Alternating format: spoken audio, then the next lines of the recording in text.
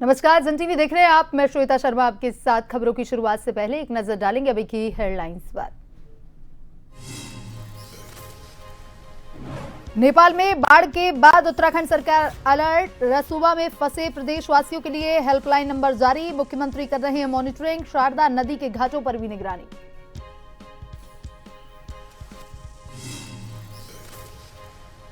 CM Dhami ने विकास कार्यों के लिए दी वित्तीय मंजूरी। पेंशनरों के महंगाई भत्ते में भी बढ़ोतरी। एसडीआरएफ कर्मियों को मिला प्रोत्साहन पुरस्कार।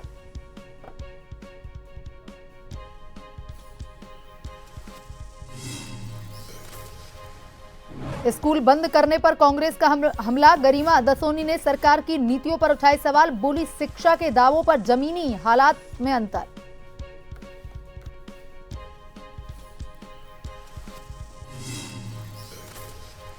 प्रदेश में स्वाइन फ्लू का बड़ा खतरा। पॉजिटिव मरीजों की संख्या 50 के पार। रोकथाम के लिए युद्ध स्तर पर जुटा स्वास्थ्य विभाग। हर जिले में रैपिड रिस्पांस टीम सक्रिय।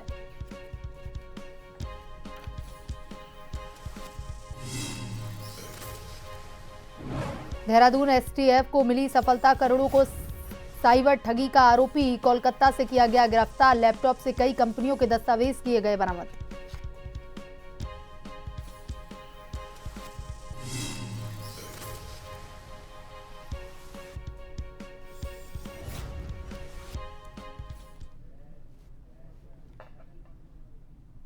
और अब खबरें विस्तार से। नेपाल के रसुवा क्षेत्र में भूटेकोशी नदी में अचानक से आई भीषण बाढ़ के बाद उत्तराखंड सरकार ने वहां पर फंसे प्रदेशवासियों की मदद के लिए निगरानी और संपर्क व्यवस्था सक्रिय कर दी है। उत्तराखंड राज्य आपदा प्रबंधन प्राधिकरण ने प्रभावित क्षेत्रों में मौजूद उत्तराखंड के नागरिकों की जानकारी जुटाने, उनके परिजनों की सहायता के लिए हेल्पलाइन नंबर जारी किए हैं। यदि उत्तराखंड का कोई नागरिक नेपाल के प्रभावित क्षेत्रों में फंसा है या किसी व्यक्ति के बारे में कोई जानकारी उपलब्ध है तो राज्य आपातकालीन परिचालन केंद्र देहरादून से संपर्क किया जा सकता है। सरकार का फोकस प्रभावित क्षेत्रों में मौजूद उत्तराखंड के लोगों तक सहायता पहुंचाना, उनके संबंध में जरूरी जानकारी जुटाना है।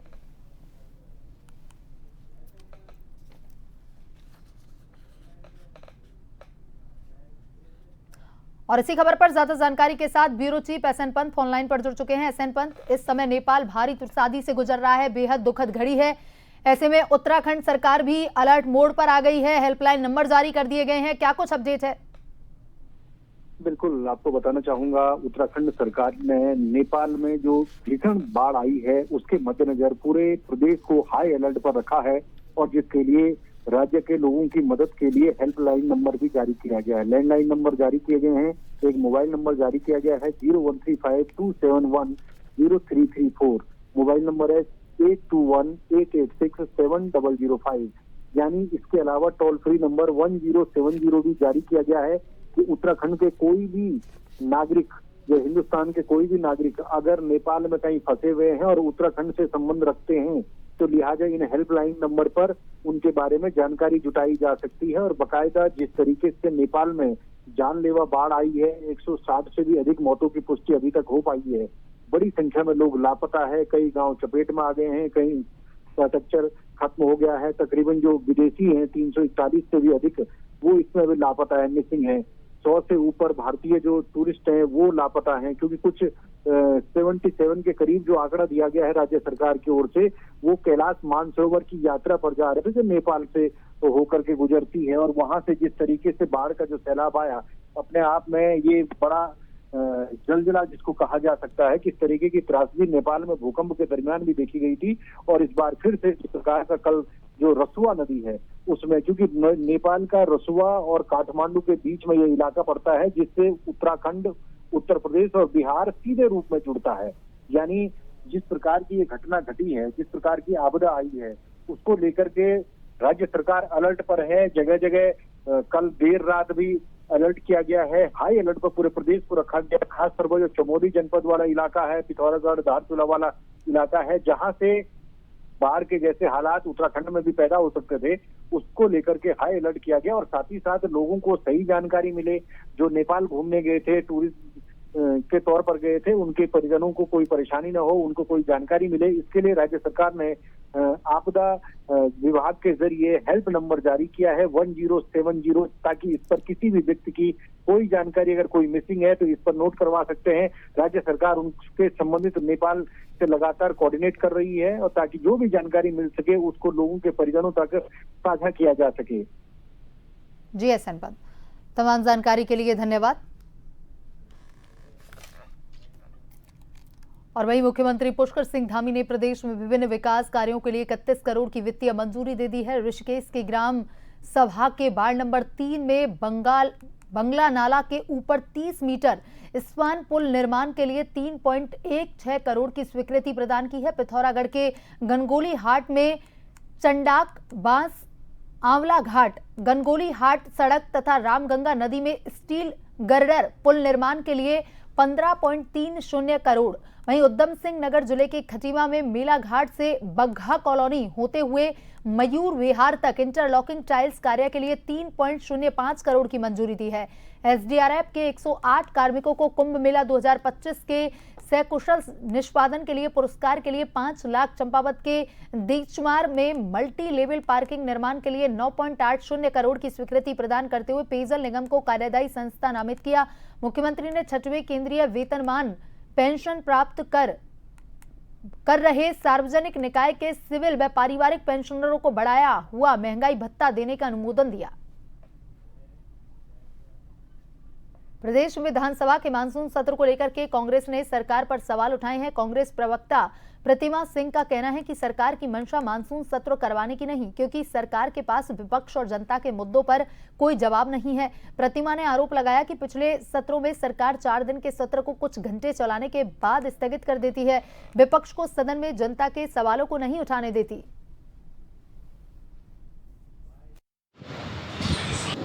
देखिए, सत्र कराएंगे कैसे, क्योंकि सरकार का जो सत्र क्या है, सत्र में चर्चा होती है, विपक्षी सवाल पूछते हैं जिनके जवाब सत्ता में बैठे लोगों को देना होता है। जवाब आपके पास है नहीं, यही वजह है कि आपने देखा हर सत्र की अवधि कम करते जा रहे हैं। जब विधायक विपक्ष के सवाल पूछना चाहते हैं तो जो अडजर्न कर देते हैं। 4 दिन, अगर मैं गैरसैंण की बात करूं, 4 दिन का सत्र लेके जाते हैं, 3.5 घंटे में खत्म कर देते हैं। नैनीताल के पंत पार्क में यूथ कांग्रेस ने बढ़ती महंगाई के विरोध में आमजन और कांग्रेस कार्यकर्ताओं को बिना चीनी की चाय पिलाकर केंद्र सरकार के खिलाफ प्रदर्शन किया है। इस दौरान कार्यकर्ताओं ने केंद्र सरकार के खिलाफ नारेबाजी करते हुए राहगीरों को फीकी चाय पिलाई। युवा कांग्रेस नेता त्रिभुवन ने कहा कि केंद्र और राज्य सरकार सो रही है। उन्होंने आरोप लगाया कि सरकारें ना तो चीन की बढ़ती गतिविधियों पर प्रभावी रोक लगा पा रहे हैं और ना ही चीनी के बढ़ते दामों पर अंकुश लगा पा रहे हैं।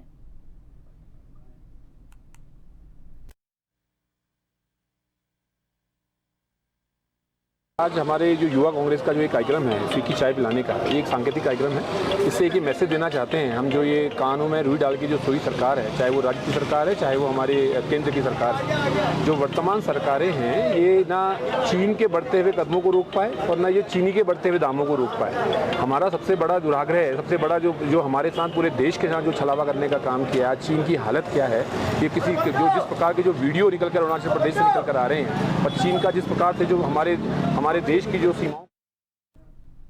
और वहीं रुद्रपुर विधायक शिव अरोड़ा और पूर्व विधायक राजकुमार ठुकराल के बीच चल रहे विवाद को लेकर के कांग्रेस ने भाजपा पर निशाना साधा है। कांग्रेस प्रदेश प्रवक्ता शीशपाल सिंह विष्णु ने कहा कि भाजपा में रहने तक उसका कार्यकर्ता देशभक्त रहता है, लेकिन जैसे ही कोई नेता भाजपा छोड़ता है उसे अपराधी या देशद्रोही बताया जाने लगता है। शीशपाल सिंह विष्णु ने कहा कि रुद्रपुर में भी इसी तरह की स्थिति देखने को मिल रही है। भाजपा के इशारे पर काम करता है, भाजपा के एजेंडे पर चलता है, तब तक वो देशभक्त है, तब तक उसमें कोई दोष भाजपा को नजर नहीं आता। लेकिन जैसे ही भाजपा का कोई नेता भाजपा छोड़ दे, वो भाजपा की नजर में अपराधी हो जाता है, देशद्रोही हो जाता है। यही रुद्रपुर में चल रहा है। अब राजकुमार ठुकराल जी कांग्रेस पार्टी में है, कांग्रेस की नीतियों रीतियों से वो प्रभावित हुए और कांग्रेस को मजबूत कर रहे हैं। ये भाजपा से सहन नहीं हो रहा है। और वहीं जोलीग्रांट के बड़ोवाला स्थित राजकीय इंटर कॉलेज में आगजनी की घटना से हड़कंप मचा हुआ है। शरारती तत्वों ने रिकॉर्ड रूम में घुसकर के फाइलें जला दी, कार्यालय में तोड़फोड़ की। घटना की सूचना मिलते ही स्थानीय सभासद अरुण सोलंकी, विनीत मनवाल और नगर पालिका अध्यक्ष नरेंद्र सिंह नेगी मौके पर पहुंचे। मामले की सूचना जोलीग्रांट पुलिस को दी गई, जिसके बाद पुलिस जांच में जुटी हुई है। स्थानीय लोगों ने पुलिस से आरोपियों को जल्द पकड़कर कठोर कार्रवाई करने की मांग की है। तो जोलीग्रांट के बड़ोवाला स्थित राजकीय इंटर कॉलेज में आगजनी की घटना से हड़कंप। शरारती तत्वों ने रिकॉर्ड रूम में घुस करके फाइलें जलाईं, कार्यालय में तोड़फोड़ कर आग लगाई। घटना की सूचना मिलते ही स्थानीय सभासद अरुण सोलंकी, विनीत मनवाल और नगर पालिका अध्यक्ष नरेंद्र सिंह नेगी मौके पर पहुंचे। मामले की सूचना पुलिस को दी गई है, जिसके बाद पुलिस भी मामले की जांच में जुटी हुई है।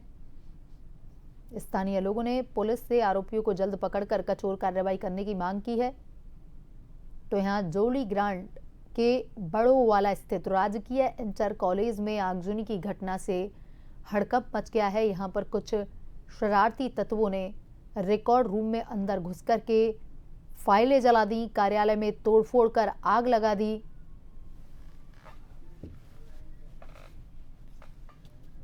और इसी खबर पर ज्यादा जानकारी के साथ संवाददाता आशीष ऑनलाइन पर जुड़ चुके हैं। आशीष, यहां पर बड़ोवाला स्थित राजकीय इंटर कॉलेज में कुछ शरारती तत्वों ने रिकॉर्ड रूम में घुस करके वहां की फाइलों को आग के हवाले कर दिया, साथ ही तोड़फोड़ भी की है। क्या कुछ है ये पूरा मामला? जी, बताना चाहूंगा जिस तरह से डोईवाला में असामाजिक तत्वों ने जो रात को है एक घटना घटित की है। बड़ेवाला जो राजकीय इंटर कॉलेज है उसमें जो है असामाजिक तत्व घुसे और उन्होंने फाइलें जो है वहां पर जलाई और आगजनी घटना उन्होंने वहां पर करी। टेबल पर फाइलें रख करके जलाई, जिससे टेबल वहां जल रही है, कुछ कुर्सियां वहां जली है। जिसके बाद कुछ देर बाद एक सीसीटीवी वीडियो भी उनका सामने आया है, उसमें वो विद्यालय के अंदर जो है चहलकदमी करते हुए नजर आ रहे हैं। सीसीटीवी कैमरे उन्होंने खुद तोड़ दिए हैं और डीवीआर जो है वो अपने साथ लेकर के चले गए हैं। कुछ नकदी जो वहाँ पे जो बच्चों को पनिशमेंट दिया जाता है 10 रुपए 5 रुपए, उनसे जो पनिशमेंट लिया जाता है, तो वो कुछ नकदी वहाँ पर थी 1400-1500 रुपए, वो भी वो लेकर के चले गए हैं। और कुर्सियां और टेबल जो है उन्होंने जलाई हैं और फाइलें जो है वो फाइलें वहाँ पर नष्ट कर दी है उन्होंने। और जो डॉक्यूमेंट और जो कागज रखे थे, किताबें बच्चों की रखी थी, उन्हें उन्होंने जला दिया है। जी आशीष, लेकिन ये शरारती तत्व थे कौन, कितने लोगों ने इसमें एंट्री की, क्या कुछ पता लग पाया है? अभी तक की जांच में पुलिस जांच कर रही है, आखिर इनका मकसद क्या था इसके पीछे? जी, मकसद तो अब पुलिस जांच में जुटी हुई है। पुलिस को रिपोर्ट दर्ज करा दी गई है विद्यालय की तरफ से और पुलिस जो है जांच में जुटी हुई है। 2-3 जने उसमें अंदर जो है नजर आ रहे हैं, 2 जने। अब पुलिस जांच के बाद जब उन्हें पकड़ती है, उनसे जब पूछताछ की जाएगी, तभी इसका पता चल पाएगा कि उनका मकसद क्या था, किस मकसद से वो विद्यालय के अंदर घुसे थे और क्यों उन्होंने इस घटना को अंजाम दिया। जी आशीष, तमाम जानकारी के लिए धन्यवाद।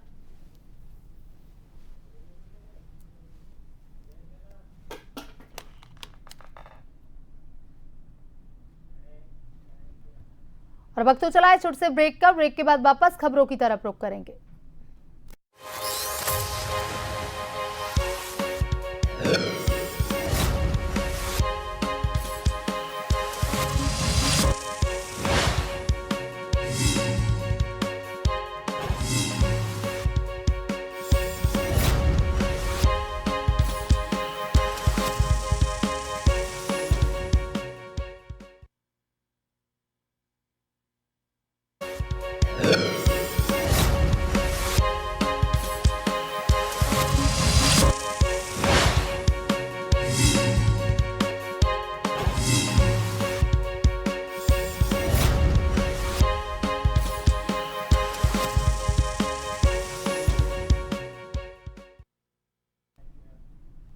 ब्रेक के बाद एक बार फिर से आपका स्वागत है। आइए बढ़ते हैं खबरों की तरफ।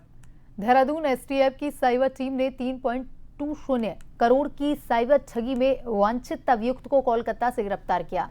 आरोपी ने कंपनी के उच्च अधिकारी व्हाट्सएप के माध्यम से करोड़ों की साइबर ठगी की थी। प्रोजेक्ट के एडवांस पेमेंट और अन्य भुगतानों के नाम पर कंपनी के जनरल मैनेजर को विश्वास में लेकर के विभिन्न बैंक खातों में धनराशि ट्रांसफर करवाई गई।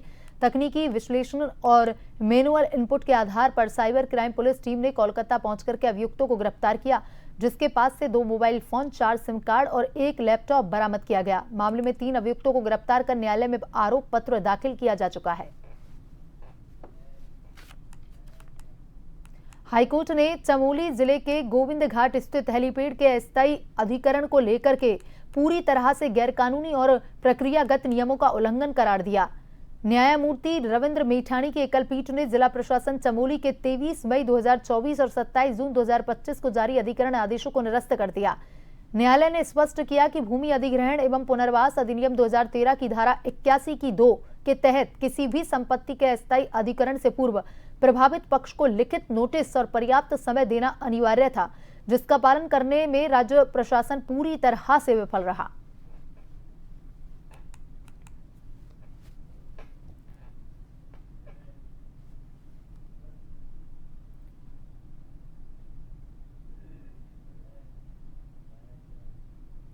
और वहीं खेल विभाग चंपावत में तैनात कॉन्ट्रैक्ट प्रशिक्षक कैप्टन आनंद सिंह मेहरा के द्वारा लोहाघाट में खेल विभाग के बॉक्सिंग कैंप में सीमित संसाधनों के बावजूद बेहतर बॉक्सरों की फौज तैयार की जा रही है। कैप्टन मेहरा के द्वारा बॉक्सिंग के गुण सिखाए जाने वाले युवाओं को काफी कड़ी मेहनत करवाई जा रही है ताकि लोहाघाट क्षेत्र से बेहतर बॉक्सर तैयार हो और राष्ट्रीय अंतर्राष्ट्रीय स्तर पर जिले व प्रदेश का नाम रोशन करें। कैप्टन मेहरा भारतीय सेना के जाने माने बॉक्सर रह चुके हैं तथा अंतर्राष्ट्रीय स्तर पर प्रतिभाग कर चुके हैं। कैप्टन मेहरा ने कहा, बॉक्सिंग एक ऐसा खेल है जिसमें पारंगत होकर युवा अपना कैरियर बना सकता है। उन्होंने कहा, उनके तैयार किए जाने वाले 4 युवा, जिनमें से 3 अग्निवीर तथा 1 ITBP में भर्ती हो चुका है तथा 2 महिला बॉक्सर नेशनल खेल चुकी हैं। उन्होंने कहा, बॉक्सिंग में पारंगत बनाने के लिए युवाओं को कड़ी मेहनत करवाई जाती है ताकि हर मुकाबले में वह जीत हासिल कर पाएं। इक्विपमेंट तकरीबन खेल विभाग ने डिमांड के अनुसार दे ही रखे हैं। अभी हमारे को साइट की ज़रूरत है तो उसके लिए पॉइंट उठे हुए हैं, वो तकरीबन अभी मिल ही जाएगा। और नहीं तो हमारे को एक अपना गरला चौड़ में स्पोर्ट्स कॉलेज मिला हुआ है, तो वीकली हम लोग वहाँ जाएंगे और रिंग क्राफ्ट ट्रेनिंग हमारा वहीं चले।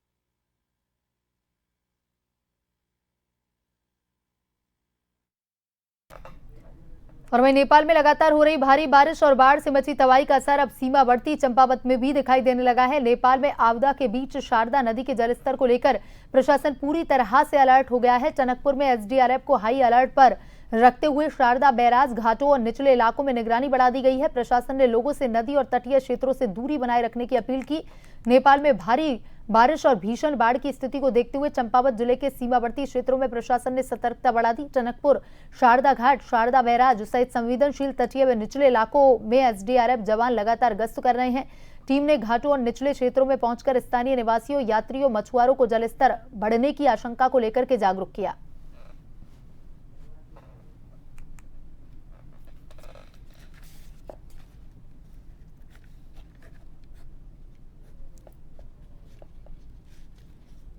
नेपाल में लगातार हो रही भारी बारिश और बाढ़ से मची तबाही का असर अब सीमावर्ती चंपावत में भी दिखाई देने लगा है। नेपाल में आपदा के बीच शारदा नदी के जलस्तर को लेकर प्रशासन पूरी तरह से अलर्ट हो गया है। टनकपुर में SDRF को हाई अलर्ट पर रखते हुए शारदा बैराज घाटों और निचले इलाकों में निगरानी बढ़ा दी गई है। प्रशासन ने लोगों से नदी और तटीय क्षेत्रों से दूरी बनाए रखने की अपील की है। नेपाल में भारी बारिश और भीषण बाढ़ की स्थिति को देखते हुए चंपावत जिले के सीमावर्ती क्षेत्रों में प्रशासन ने सतर्कता बढ़ाई। टनकपुर, शारदा घाट, शारदा बैराज सहित संवेदनशील तटीय निचले इलाकों में SDRF जवान लगातार गश्त कर रहे हैं।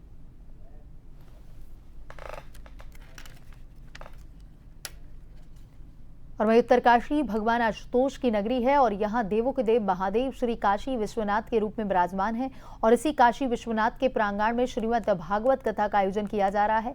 7 दिवसीय श्रीमद् भागवत कथा में दूर दूर से लोग कथा श्रवण के लिए पहुंच रहे हैं। श्रीमद् भागवत कथा में व्यास पीठ पर विराजमान भद्राचार्य महाराज के मुख अरविंद से सभी लोग कथा का श्रवण कर रहे हैं।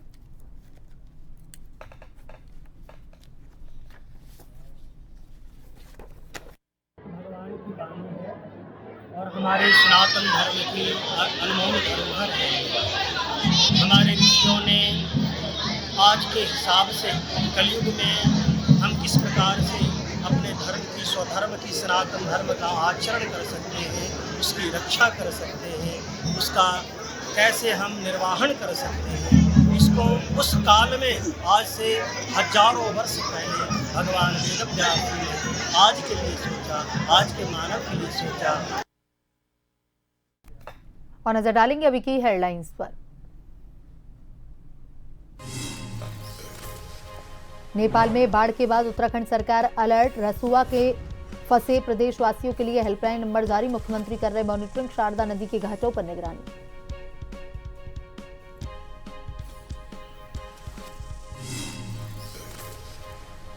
सीएम धामी ने विकास कार्यों के लिए दी वित्तीय मंजूरी, पेंशनरों की महंगाई भत्ते में भी की बढ़ोतरी, एसडीआरएफ कर्मियों को मिला प्रोत्साहन पुरस्कार।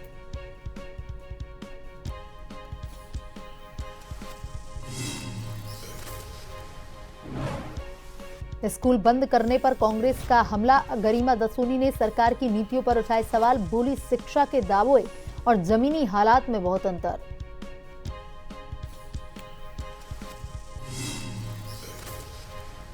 प्रदेश में स्वाइन फ्लू का बड़ा खतरा, पॉजिटिव मरीजों की संख्या 50 के पार, रोकथाम के लिए युद्ध स्तर पर जुटा स्वास्थ्य विभाग, हर जिले में रैपिड रिस्पांस टीम सक्रिय।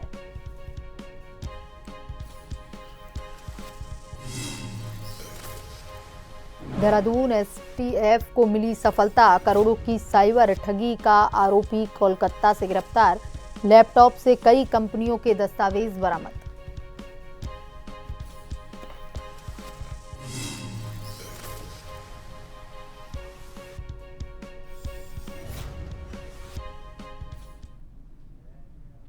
बुलेटिन में अभी तक के लिए इतना ही। बने रहिए जन टीवी के साथ। नमस्कार।